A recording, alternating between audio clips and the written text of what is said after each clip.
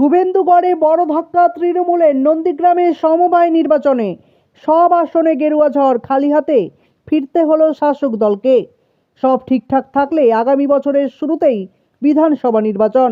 বিধানসভা ভোটকে পাখির চোখ করে এখন থেকেই কুর্সি দখল করতে লড়াইয়ের প্রস্তুতি শুরু করে দিয়েছে রাজনৈতিক দলগুলো। এই আবহে একের পর এক সমবায় জয় বিজেপির। বিরুলিয়ার পর এবার নন্দীগ্রাম বিধানসভায় নন্দীগ্রাম 1 নং ব্লকের সোনাচূড়া সমবায় কৃষি উন্নয়ন সমিতি লিমিটেডের পরিচালন সমিতি নির্বাচনে জয়লাভ করল বিজেপি সমর্থিত প্রার্থীরা।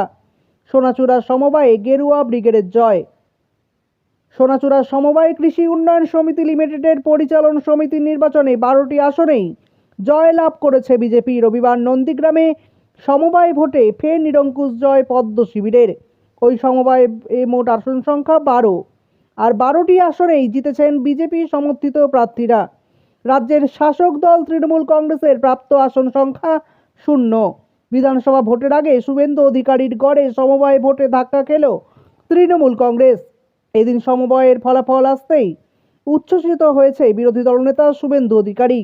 সমাজ মাধ্যমে তিনি লিখেছেন, নন্দীগ্রাম বিধানসভায় নন্দীগ্রাম 1 নং ব্লকের সোনাচূড়া সমবায় কৃষি উন্নয়ন সমিতি লিমিটেডের পরিচালন সমিতি নির্বাচনে 12-0 ফলাফলে চোরেদের পরাজিত করে রাষ্ট্রবাদী প্রার্থীরা জয়লাভ করেছেন। কৃতজ্ঞতা জানিয়ে শুভেন্দু অধিকারী লিখেছেন, রাষ্ট্রবাদীদের নির্বাচিত করার জন্য ভোটদাতা সকল সমবায়ী বন্ধুদের ধন্যবাদ ও কৃতজ্ঞতা জ্ঞাপন করি এবং নির্বাচিত সকল সদস্যদের জাতীয়তাবাদী গৈরিক অভিনন্দন জানাই। উল্লেখ্য, নন্দীগ্রামে একের পর এক সমবায়ে জয় গেরুয়া শিবিরের।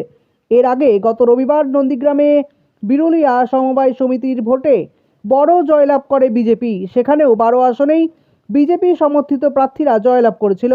বিধানসভা ভোটের আবহে একের পর এক সমবায়ে জয় যথেষ্টই তাৎপর্যপূর্ণ বলে মনে করছে রাজনৈতিক বিশ্লেষকেরা।